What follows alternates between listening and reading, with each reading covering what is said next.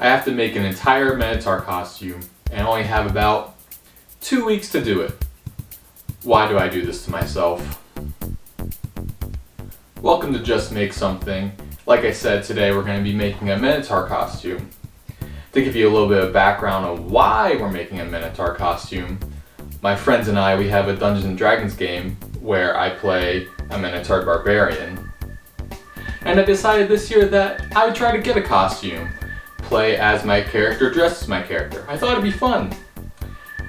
And then I looked online and realized that I couldn't get a Minotaur costume pretty much anywhere. So I'm just gonna have to make it myself. So I did some research on what exactly this costume should look like, and I realized there's a lot of different styles of Minotaurs out there. I'm gonna pick a very particular style for a few reasons. It's much more human-like. It's going to make it easier for me to make. And the inverse joint at the bottom of their legs is a lot lower, a lot closer to the ankle, which is what my model for Zerg is like.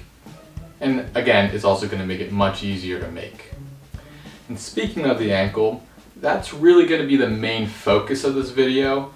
That's going to be the biggest part we're going to have to make. The rest of it, we'll be able to kind of patch together with some things we find, but the ankle we're going to pretty much have to make from scratch. So let's get into that. So the first thing I have to work on is the feet part of the costume. So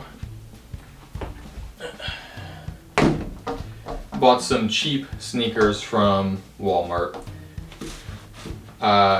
Made sure that they're slip-on because honestly, when everything's together, I'm not going to be able to get to the laces. It was white down here, so I actually spray painted it black. That way, when it's all done, it won't be easy to see the heel because this is going to eventually be covered by the fake fur that's coming down. So the first thing we need to do with the feet is make the foam hoof.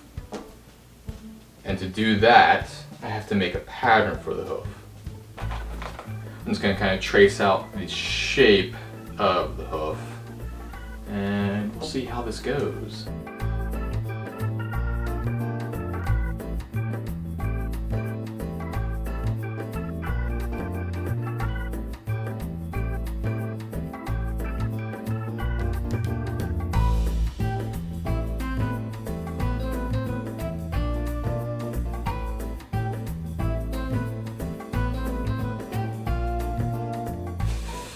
Alright, so I have a pattern that I think looks pretty decent.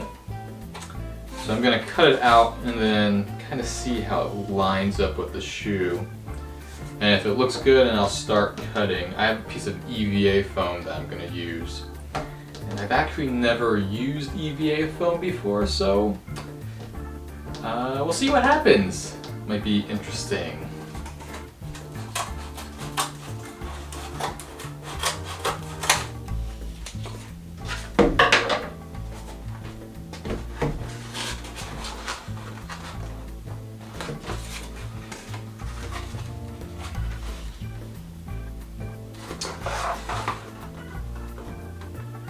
Yeah, it looks pretty good. I think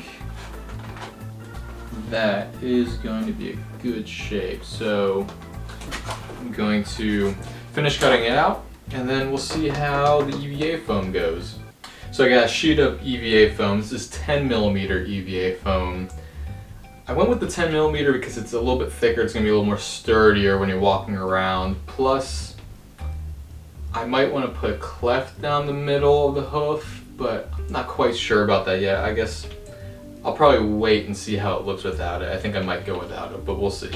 So, just gotta trace it out and cut it out.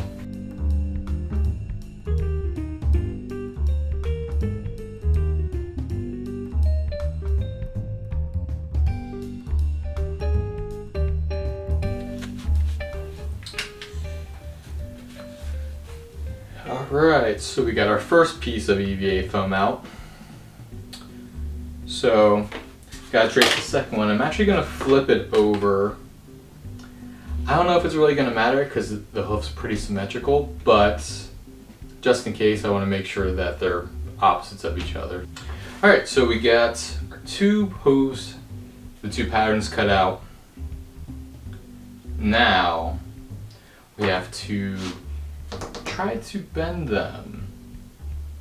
Like I said, I've never worked with EVA foam before, so this is all first for me. But I have a feeling that the heat gun might be a little trickier to get used to. So we'll see how that goes. So I just got this heat gun. I didn't realize it had a dial on it that you can change the temperature. And the temperature ranges from about 112 degrees Fahrenheit to over 1100 degrees Fahrenheit, which I looked up, and the melting point for aluminum is a little over 1200 degrees Fahrenheit. So this thing gets really hot. So I'm going to start off at the lowest temperature possible, and if I feel like I need to, I'll turn it up as I go.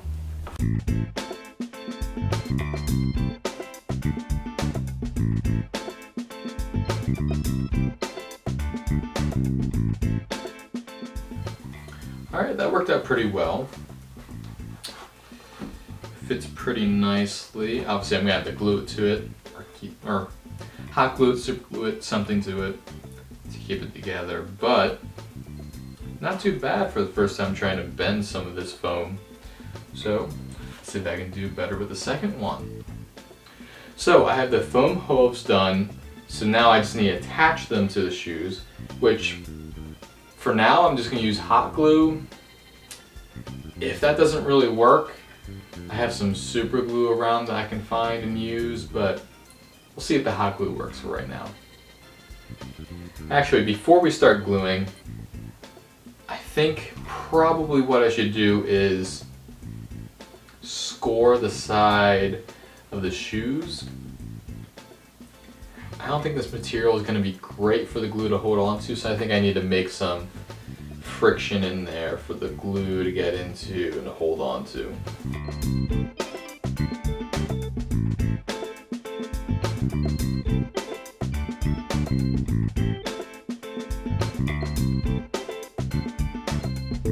Alright, back to gluing. Let's see.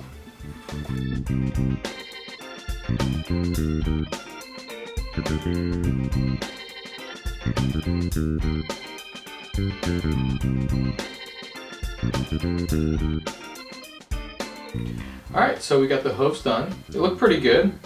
So it's time to move on to the next part.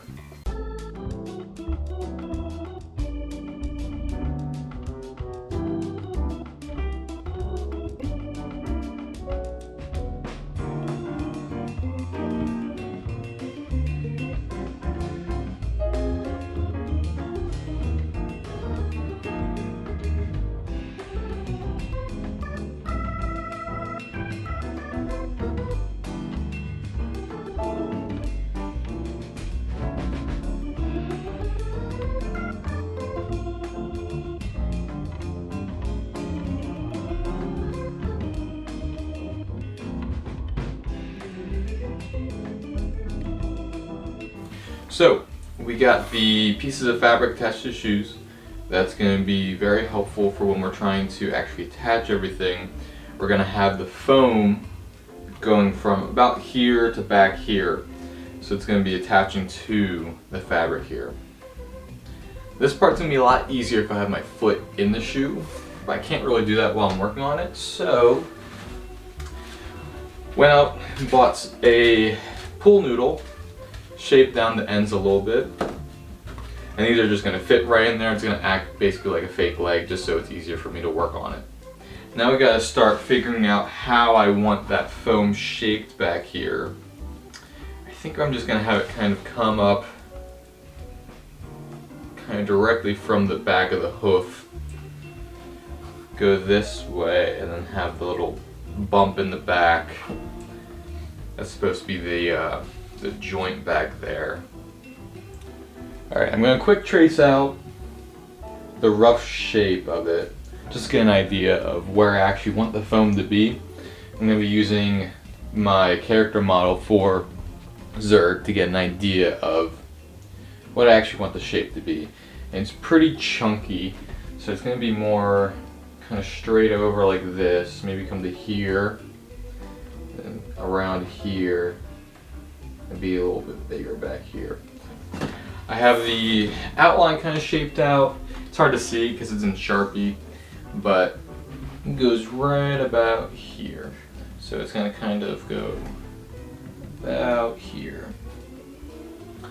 So now it's time to take out the foam and start shaping it around, and then making sure it fits well, make sure it lines up where we want it to be, and then just hot glue it down.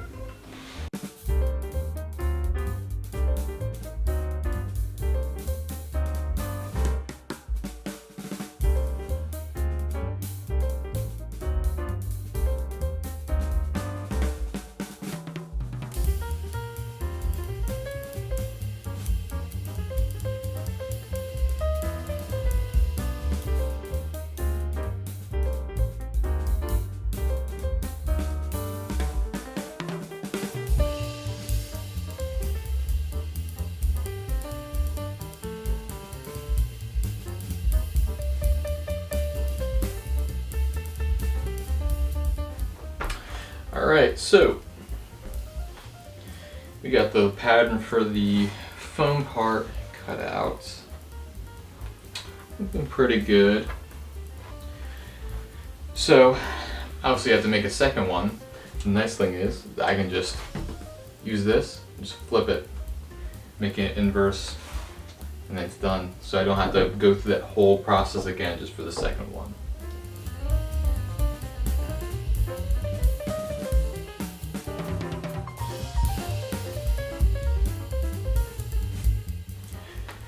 Alright, so you can see that we did a little bit of off-camera modification. Trimmed a little bit more, we shaped it up, we added in some foam in the front here just to fill up some of that empty space. We had a bunch of scraps, so might as well. So now we have to just glue it down.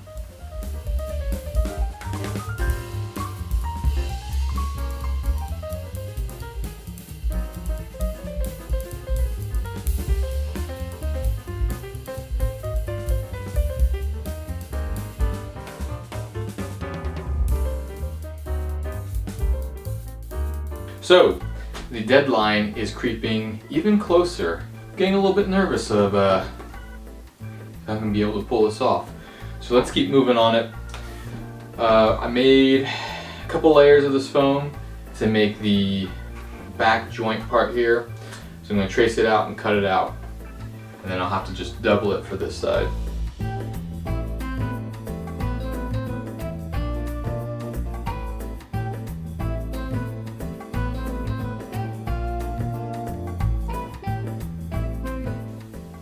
I think we just got the next big part of this project in the mail, so let me go get that.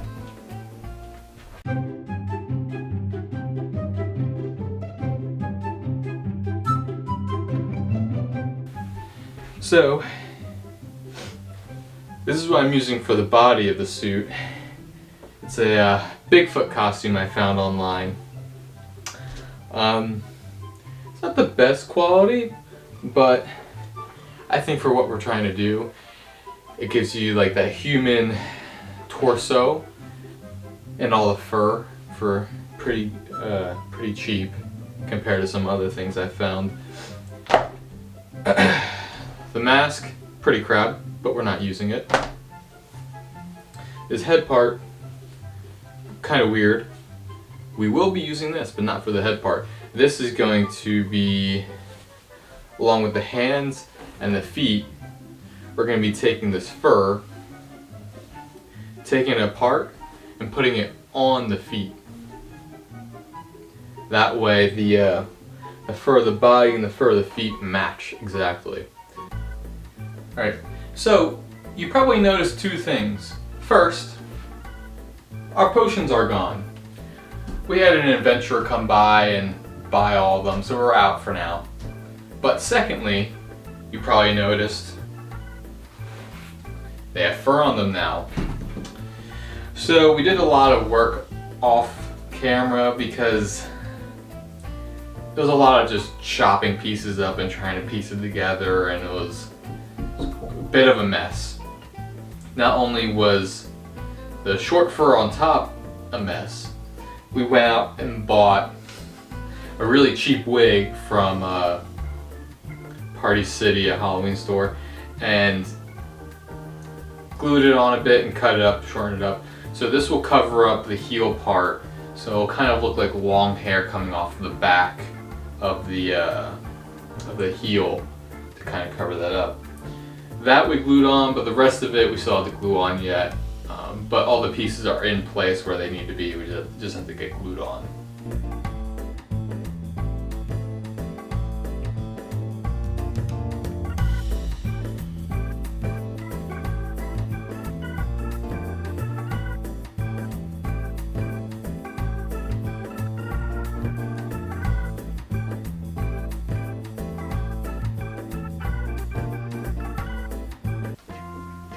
Alright, so here they are, fully finished. We got the, we added on the wig hair on the back, and it's looking pretty good. I'm pretty happy with how it turned out. So, the only piece left for this, I think, just came in the mail. So let me go check for that, which it came just in time because we're really running down the clock on this one. This is the mask that I'm going to be using. You can see that the color doesn't match exactly, but it's pretty good for now. I put it on. It's very hard to see out of, but let's put the whole thing together and see how it looks.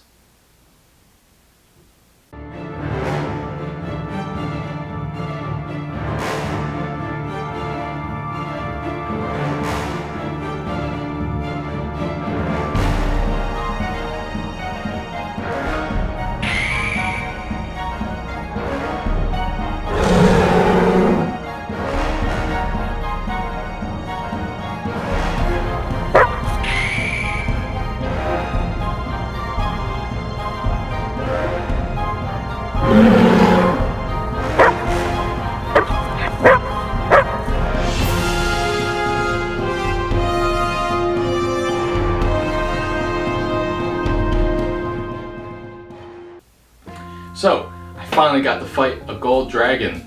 Although, I think the gold dragon won the fight, but, you know, who's to say?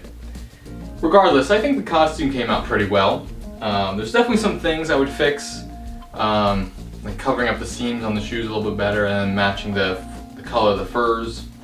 But maybe I'll make a second video of modifying it and upgrading it a little bit.